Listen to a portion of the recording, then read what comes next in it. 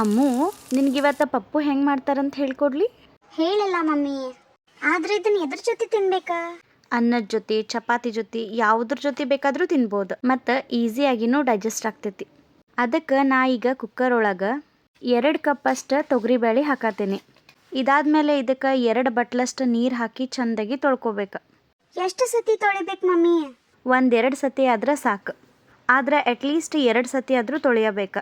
ಮತ್ತು ತೊಗರಿಬೇಳೆ ವಾಶ್ ಮಾಡಿದ ನೀರನ್ನ ಯಾವ್ದಾದ್ರು ಬೌಲ್ನಾಗ ಹಾಕಿ ಗಿಡಗಳಿಗೆ ಹಾಕಿದ್ರೆ ಗಿಡ ಮಸ್ತ್ ಬೆಳಿತಾವ. ಹೋಗಿ ಈ ನೀರನ್ನ ಗಿಡಕ್ಕೆ ಹಾಕೊಂಡು ಬರ ಹೋಗು. ಆಯ್ತು ಮಮ್ಮಿ.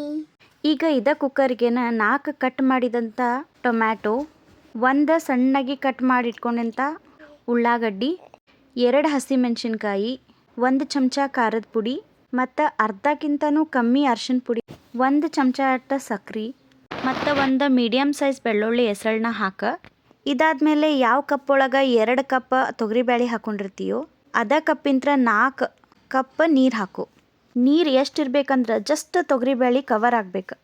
ಇದಾದ್ಮೇಲೆ ಕುಕ್ಕರ್ ಲಿಡ್ನ ಕ್ಲೋಸ್ ಮಾಡ್ಕೊಂಡು 4-5 ಸಿಟಿ ತೆಗಿಬೇಕು. ಅಂಗಡ್ಯಾನೋ ತೊಗರಿಬೇಳೆ ಆದ್ರೆ ಜಲ್ದಿ ಕುದಿತಾವ. ಜವಾರಿ ಆದ್ರೆ 8-9 ಸಿಟಿ ಹಾಕಬೇಕು. ಕುಕ್ಕರ್ ಏರ್ ಇಳದಾದಿಂದ ಒಮ್ಮೆ ಚೆಕ್ ಮಾಡೋದು ಬ್ಯಾಳೆ ಎಲ್ಲ ಕುದ್ದಾವೋ ಇಲ್ಲೋ ಅಂತಂದು. ಬ್ಯಾಳೆ ಕುದ್ದಿದ್ರೆ 1 ಕಡಗೋಲ್ ತೊಗೊಂಡು ಅದನ್ನು ಚೆಂದಾಗಿ ಬ್ಲೆಂಡ್ ಮಾಡ್ಕೋಬೇಕು.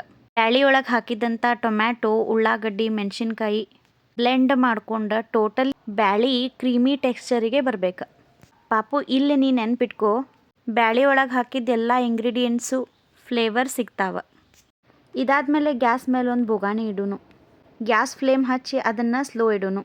ಆಮೇಲೆ ಇದೇ ಬೋಗಾಣಿಗೆನ ಅರ್ಧ ಚಮಚದಷ್ಟು ಅಡುಗೆ ಎಣ್ಣೆ ಹಾಕೋನು.